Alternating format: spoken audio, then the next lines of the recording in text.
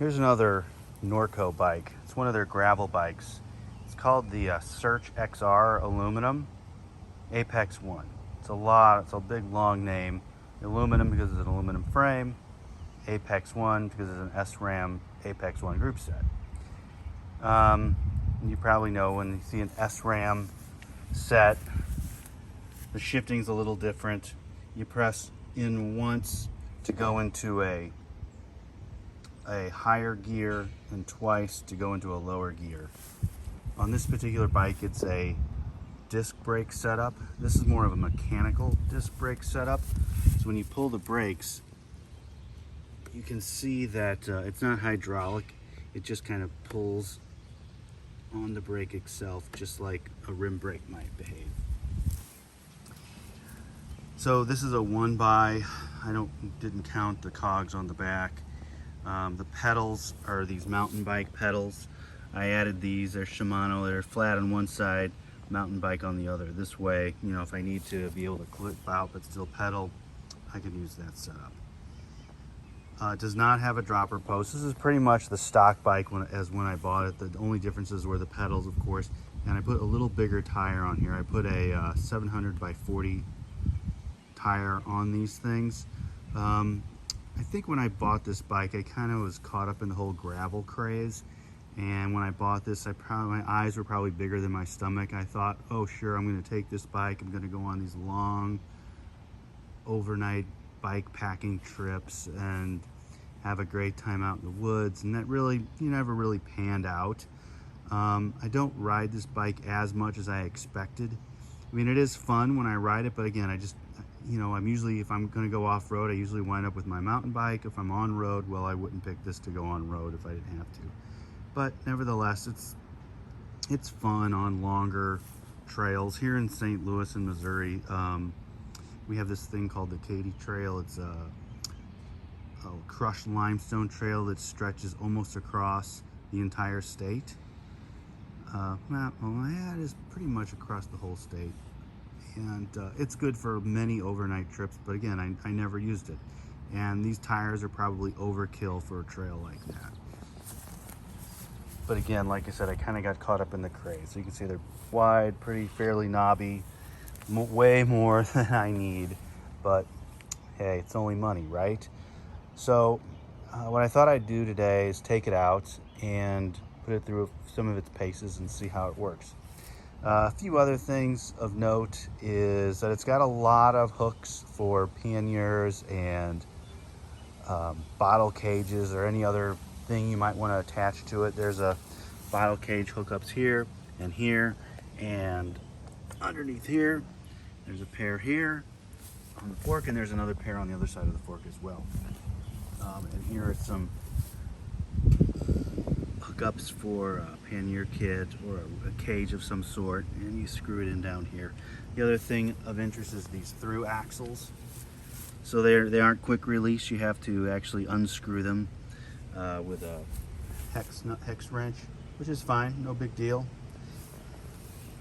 But again, like I said, I like the bike, but I don't ride it nearly as much as I expected. But I'm gonna take this out on the ride and see how it works. The other thing you've noticed is like the 2019 model, and is it the 2019 model? Yeah, it's a 2019 model. I don't know why I waited 2 years to do a review of this bike. Probably because when I bought it, I wasn't doing bike reviews, and today's a nice day, and I just thought, why not? My guess is that the 2020 and 2021 models are dramatically different from this. Maybe the prices or availability is. But anyway, let's go.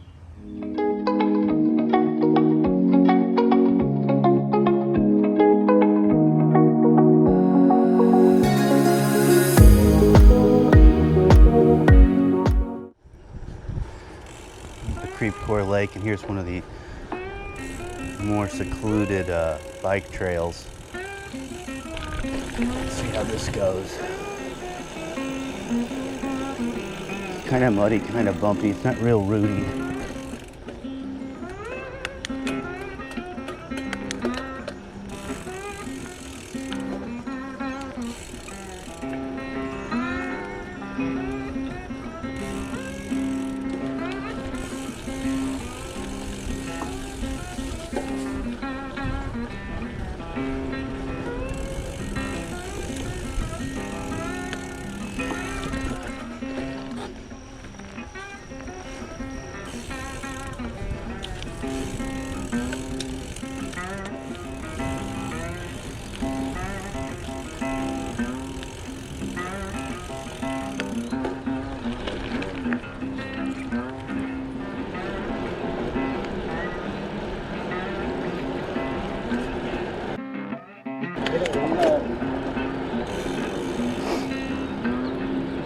Alright, here we go. I'm gonna try the same trail, but we're gonna go the other direction.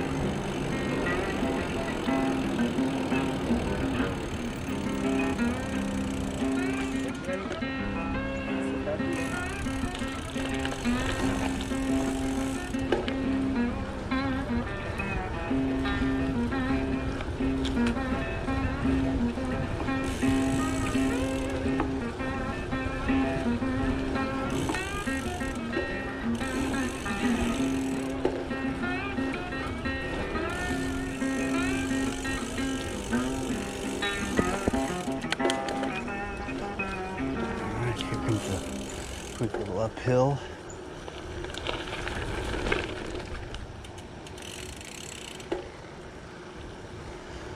All right, let's go back to the car.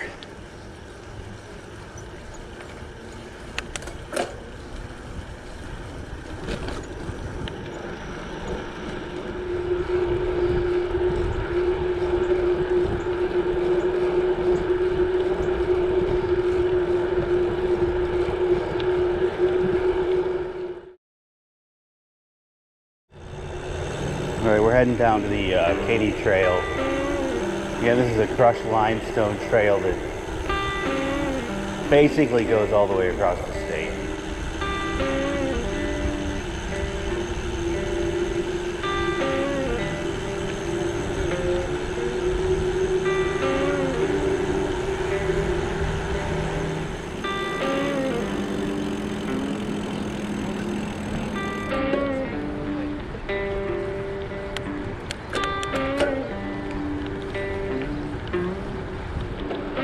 Alright, so onto the crushed limestone. So you can see this is a pretty tame trail. 40-inch tires is like way overkill.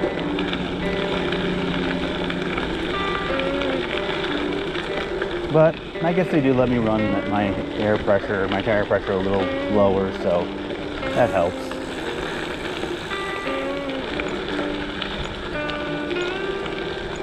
On your left.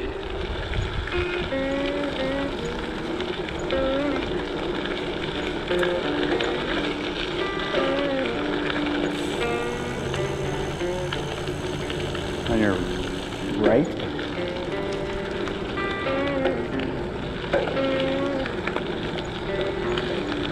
Hiking etiquette is a little laxed, but what are you gonna do?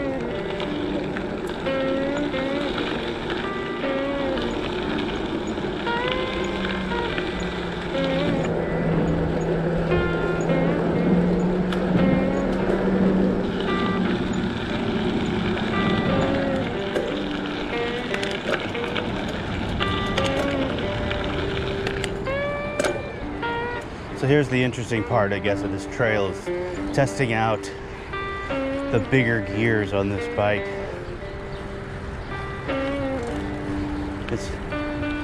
You have to get down, you have to get back up from the trail to above the highway up here. I did count the cogs, it's 11 cogs. The biggest cog is pretty gigantic, so we'll test it out and see how it goes.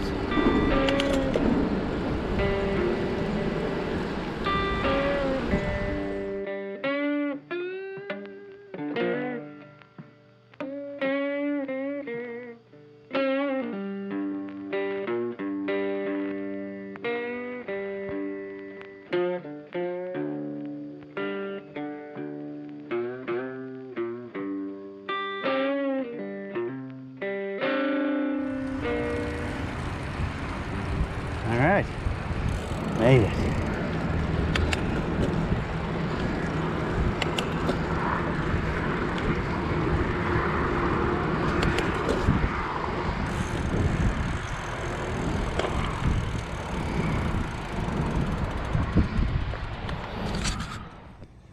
Okay, so we're back, and clearly this bike can handle those easy trails I went on. Which probably means it can handle stuff that is much more challenging. I don't really have a lot of challenging stuff out here, at least that I'm aware of. But it's a comfortable bike. It's got a lot of potential. I think if I actually worked harder at finding some more challenging trails and actually taking it out on some bike packing, that I probably would enjoy this bike a lot more than I have so far. So I guess I would say that, you know, if you're in the mood for a gravel bike and you're really interested in this genre, then, you know, I would say this is a worthy bike to consider as a purchase. If you're just kind of like caught up in the moment like I was, maybe pass on it unless you're like really sold on the idea. Hybrids, mountain bikes are probably a little more versatile than this, but I don't know.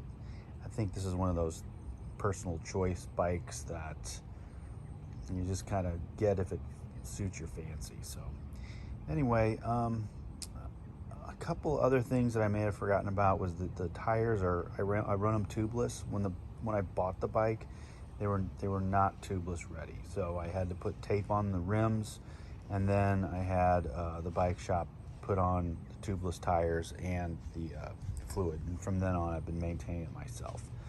It helps you run lower pressures and makes your ride a little more comfortable. Well, that's about all I can think of for this bike. If you have any questions, leave me a comment and I'll try to answer it. Otherwise, take it easy.